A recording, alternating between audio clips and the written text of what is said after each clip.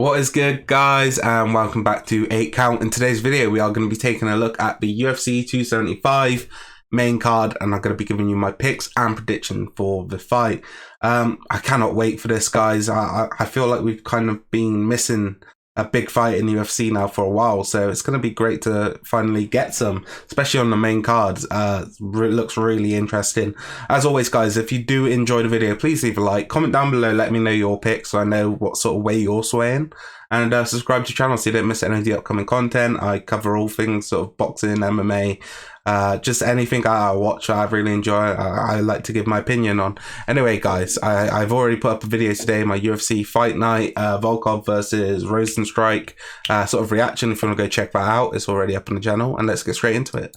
I guess we start off with the main event, guys. Glover Teixeira defending his light heavyweight UFC title against Prochazka, and I think it's an interesting one. I mean, you look at what Yuri's done since coming in UFC. He's had 2 fights, but he's been so dominant that he's undeniable for this title shot, basically. I think, you know, beating someone like Ozdemir was one step. I think beating Reyes, who was looking to come back and have some success in the light heavyweight division, was super impressive. And for me, I think you look at both of these fighters, and I think the difference is the athleticism. Definitely, I think Glover's got a much more well-rounded sort of game, and he's much better on the ground. But I think as long as this fight stays on the feet, he's going to be in Yuri Prochazka's world. I find it hard to not pick Yuri at this moment in time, because I think Glover is, you know, he's done such great things in the sport, and, you know, to go on the run and to win it in the way that he did in his 40s, super impressive. But for me, I just look at Yuri and I think if he can keep a more reserved style where he's able to keep it on the feet and not put himself at risk of a takedown, really, I think he's going to have a lot of success. I think striking wise, he's shown that he's got power. You know, he's definitely, you know, explosive and super athletic, as he's shown in his previous fights. And I just don't know if Glover's got what it takes to not get caught and not get finished. I think if we look back at Glover's career, he's kind of never, especially in this later like sort of run in the UFC, he hasn't really had the best punch resistance. But what he has had is that ability to, you know, hold on the bottom or to clinch and kind of, you know, find his bearings and stuff like that. And it does make it hard, and I hate kind of picking against Glover, but I'm gonna have to pick Yuri, because I think when you look at both guys, I think the strength advantage, you're probably going to give old man strength to Glover, but everything else, the speed, I think the precision on the feet, I think he's going to have an ability to kind of shut down the striking game of Glover Teixeira. He's going to probably look for some sort of range of some sort of overhand takedown sort of finish. And I think with Yuri's ability to kind of have that speed, I think he's going to be able to throw a lot of linear strikes at the middle, like teep kicks and stuff like that, to keep Glover at bay. But he's also going to be able to shut down the sort of lateral movement of Glover Teixeira, which is something I wouldn't say Glover is known for. He's definitely more of a pressure fighter, but I feel like Yuri's going to be the one who's going to back him up in this fight. And I don't know if Glover's got the ability to kind of move around the back of the fence, and I think he's going to struggle. I'm going to go with Yuri Prochazka second round TKO. We move on to the co-main event, Valentina Shevchenko against Talia Santos. A really interesting fight, because, you know, Talia Santos is making some bold statements, I guess you could say. But I think when you look at her run in the UFC, she's got some really nice victories. I mean, beating Joanne Calderwood, or Joanne Wood now, first round finish is definitely impressive. Beating a veteran like Modafferi is never easy. Gillian Robertson is someone who I think's been underrated in this division for quite some time. McCann's always a tough fight. Her first fight, I'm not too sure about her opponent there, but she's definitely been impressive, guys, in the UFC. It's just, what does she do, which is something which Valentina isn't going to be able to, withstand and hasn't really seen before. I don't think there's anything. I think her only chance in this fight is making it dirty. I think she cannot allow Valentina to control range. I think she's got to rush her. I think she's got to be on the inside. And I think if she can, she's got to get it to the ground and kind of smother her. But other than that, I don't think she's got a chance. I think Valentina's too good everywhere. I think even in the wrestling department, she's probably better. I think she's better on the ground than Talia, and I think she's better on the feet. I just don't know how you can pick Talia Santos in this fight with the evidence that we've seen. I just think Valentina is probably the pound for pound greatest at this moment in time. I know a lot of people go with Amanda, but I think for me, she's lost against Amanda in some fights which are definitely questionable. And when you look at, the size difference, I think it definitely, makes difference. And when you look at her in her own division, she's so dominant that it's hard for you to even pick these skills to maybe even win a round. I'm going to go with Shevchenko to actually get a finish here in the third round. And I'm going to go with a submission win. I just think she might hurt Santos on the feet and be able to follow her down to the floor. We go to Zhang Wei Li against Joanna Jędrzejczyk 2. I think Wei Li is just... I think she's probably got a big advantage coming into this fight. Let me see the odds one more time, because I think she should be a big favourite.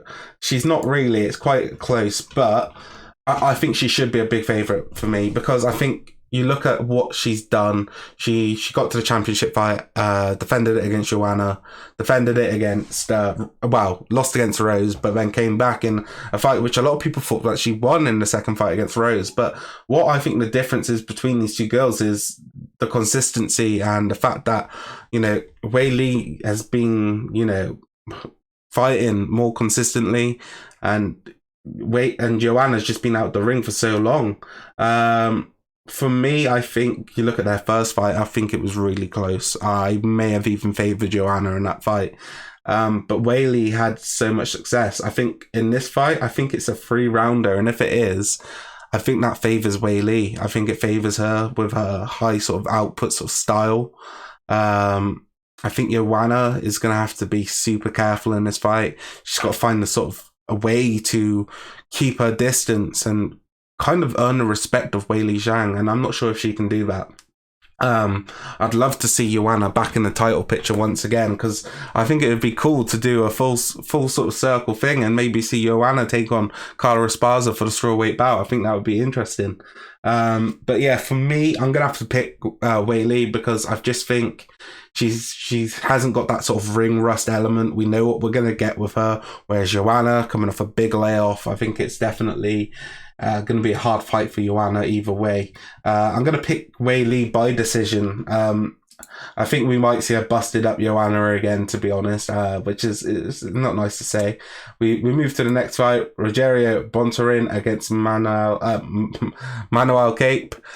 Cape is someone who I've been super interested in ever since he's moved over from Ryzen, and I think he did get a bit of a tough run of it at the beginning, if I can get his fights up here. Yeah, because I remember his first couple fights. Yes, he lost against Pantoja, in which I think was a fight which was close, but the Nicolau fight, which was one which I thought he actually won the fight. So I was really disappointed for him in that. But since then, he's been able to put up 2 back-to-back wins, one against Odi Osborne and Zumagulov. But yeah, for me, I think he's a really good fighter. He's I guess you could say on the feet he is technical as they come. I think he's brilliant striker. He likes a bit of flair as well. And I think he's going to give Bontorin problems. I think if Bontorin can maybe get the fight to the ground, then I think Cape is in a whole world of trouble. I don't think he will be able to survive more than 4 minutes on the ground with Bontorin. I think Bontorin's extremely dangerous. And it's just, I do think that Cape's going to have a lot of success here on the feet. I'm going to pick Cape. I think it's probably more likely that Bontorin gets a submission win here. But I'm going to pick Cape because I think when he was in Ryzen, he was definitely one of the elite sort of is it bantamweight or flyweight? I always forget this one. But yeah, he was always elite over in Ryzen, so I'd definitely be interested to see that. Yeah, so flyweight bout, yeah. Because I remember he fought against Horiguchi, I think it was. But yeah, super interesting fight. I think Bontorin's probably rightfully your favourite. And wow, he's not the favourite. Cape is the favourite. God, that changes things. If I was betting right now, I'd definitely bet on Bontorin. I think his ability with the ground game is going to give problems to Manal Cape. But I'm going to pick Cape to get a decision here. Jack Della Maddalena, I can't pronounce this guy's name for shit.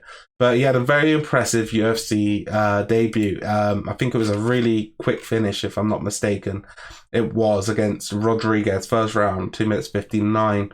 I don't know too much about him other than that fight, and it's the same for Ramazan Emeev. You know, I think I've seen him in the octagon before, and I wasn't really too impressed. I'm gonna go with the guy who shares my name. I'm gonna go with Jack.